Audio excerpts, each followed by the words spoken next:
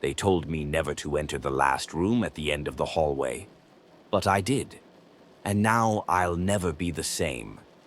I inherited the house from my uncle, who passed away under strange circumstances.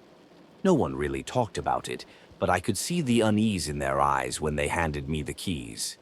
The house was old, creaky, and full of shadows, but it was mine.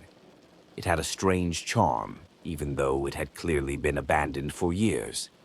Every night I'd hear noises, footsteps, whispers, but I chalked it up to the house settling. Then there was the door at the end of the hallway. It was always locked. At first, I didn't think much of it. Some old houses had rooms they didn't use, maybe filled with junk or forgotten things.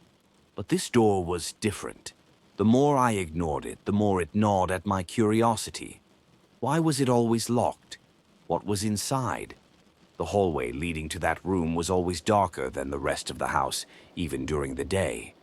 I tried to stay away from it, convincing myself it didn't matter. But every night, as I lay in bed, I'd feel its presence. That locked door, calling to me. One night, while searching through my uncle's old things, I found the key. It was in a small, velvet box under his bed. As soon as I held it, a chill ran through my body. It felt heavy, like it held the weight of something more than just metal. I knew what I had to do, though my mind screamed at me not to. At midnight, I crept down the hallway, the key clenched in my fist. The air was freezing, much colder than it should have been. When I reached the door, I hesitated for just a moment, but then I slid the key into the lock. The soft click echoed down the hall, and the door creaked open on its own. Inside, the room was small, with no windows, just as the name suggested. The walls were bare, except for deep, claw-like scratches in the wood. In the center of the room stood a chair, an old wooden chair covered in dust. My breath fogged in the air, and the silence was deafening. I should have left right then, but I didn't.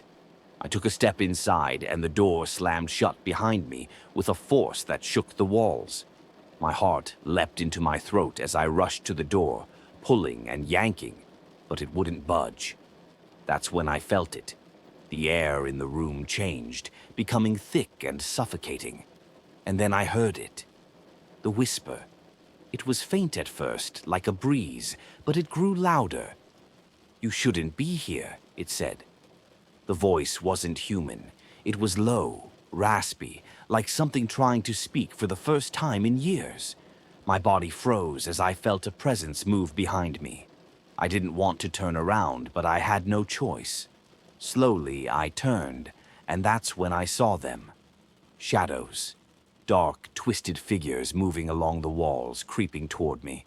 They had no faces, just empty black voids where eyes should have been. One of them reached out, and I felt its cold fingers brush against my skin. Panic surged through me, and I pounded on the door, screaming for help, but no sound came from my throat. The whispering turned into chanting, a guttural noise that vibrated through the room. The shadows closed in, their fingers scraping across my arms, pulling at me, drawing me toward the center of the room. Then, just as suddenly as it had started, it stopped. The door flew open, and I stumbled out, gasping for air. The house was silent, but I could still hear the whisper from behind the closed door, calling my name. I moved out of the house the next day, but the memory of that room haunts me. Every night I still hear the whisper, growing louder, reminding me of what waits in the darkness. And I know it's not over.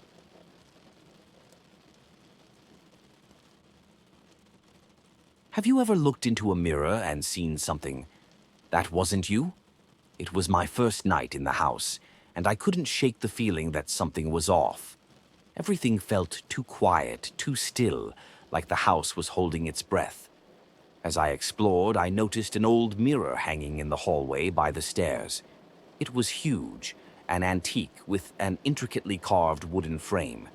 It looked like it belonged in a museum, not in a dusty old house.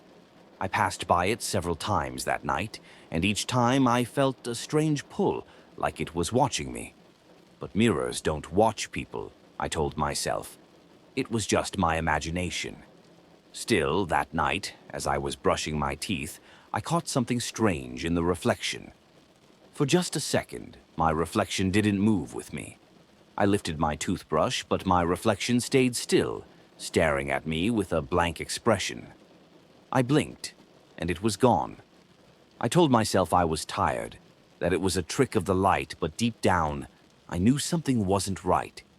Over the next few days, it happened more often. I'd walk past the mirror, and out of the corner of my eye, I'd see my reflection, doing something I wasn't. Sometimes it would smile when I wasn't smiling, or move when I was perfectly still.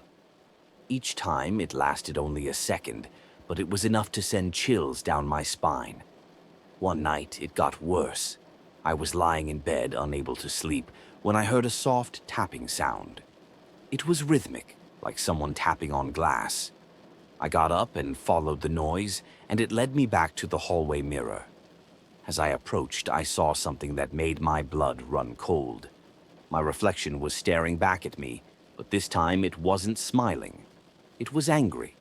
Its eyes were dark, almost black, and it was tapping on the inside of the glass, like it wanted out. I stood there, frozen, as the tapping grew louder, more insistent. Suddenly, the glass cracked. A thin, jagged line ran down the middle of the mirror, and my reflection grinned, a twisted, malicious grin. I stumbled back, my heart racing, and in the blink of an eye, the mirror was normal again.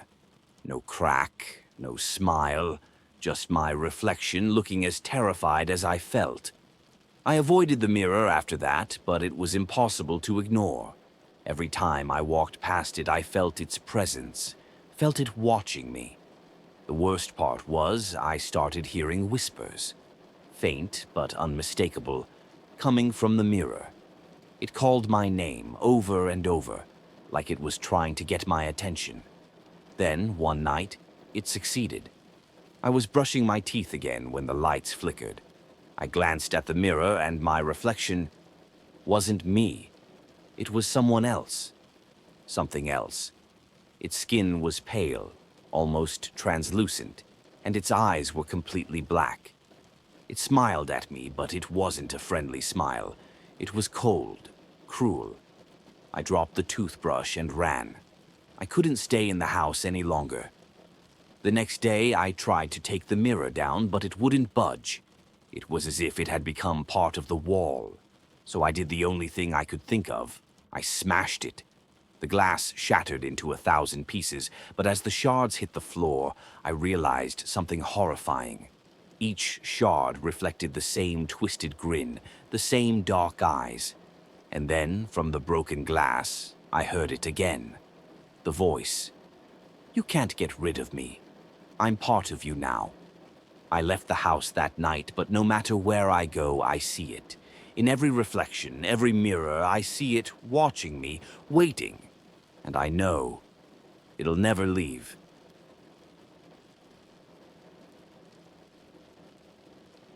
There's something living beneath my house, something that feeds on fear. When I first moved in, the house seemed perfect, spacious, quiet, and secluded. But from the very first night, I noticed something strange. It started with faint sounds coming from below, scratching, thudding, almost like something was moving down there. At first, I thought it was just the old pipes, or maybe rats. But the sounds were too deliberate, too alive. One night, I decided to investigate. Armed with a flashlight, I made my way to the basement door. The stairs creaked under my weight as I descended into the darkness. The air was thick with moisture, and the smell of mildew was overwhelming. As I reached the bottom, I scanned the room with my flashlight. It was just a typical basement. Old furniture, boxes, and cobwebs everywhere. Then I saw it. A hole. It was at the far end of the room, behind a stack of boxes, and it looked freshly dug. The edges were jagged, like something had clawed its way up from the earth below. My heart pounded as I approached it. The hole was deep, too deep to see the bottom, and from it came a soft, raspy sound. I crouched down to get a better look, And that's when I heard it. A voice, faint, almost a whisper, calling my name. My skin prickled with fear, but I couldn't pull myself away. I had to know what was down there. Suddenly, I felt a cold breeze rush up from the hole, sending a shiver down my spine. My flashlight flickered, and for a split second, I saw something. A face, pale, hollow-eyed, staring up at me from the darkness. My heart skipped a beat, and I stumbled back, dropping the flashlight. I grabbed it and pointed it back at the hole, but the face was gone. My mind raced with questions. What was that? Was it real, or was my imagination playing tricks on me? But deep down, I knew it was real. Over the next few days, the noises grew louder. At night, I could hear scratching beneath the floorboards, as if something was trying to claw its way into the house. I tried to ignore it, but the fear gnawed at me, growing stronger with each passing day. Then, one night, I heard footsteps. Slow, deliberate, coming from the basement. I knew I was alone in the house, but the footsteps were unmistakable. I grabbed a kitchen knife and crept toward the basement door, my heart hammering in my chest. When I opened the door, the footsteps stopped. I stood at the top of the stairs, staring into the darkness below. "Who's there?" I called out, my voice shaking. No answer, but I could feel it. Something was down there, watching me. I slowly descended the stairs, my flashlight flickering in the damp air. The basement was empty. At least, it looked that way. But the hole was different. It had grown wider, and from it came a soft, rhythmic breathing, like something was sleeping just below the surface. I couldn't take it anymore. I ran back up the stairs and slammed the door shut. But the sounds didn't stop. Every night I hear it down there, scratching, whispering, waiting. I've tried to leave, but something keeps pulling me back to the house. I know now that there's something beneath this house, something ancient, something hungry, and it's waiting for the right moment to rise. I can feel it, and when it does, I'll be the first to go.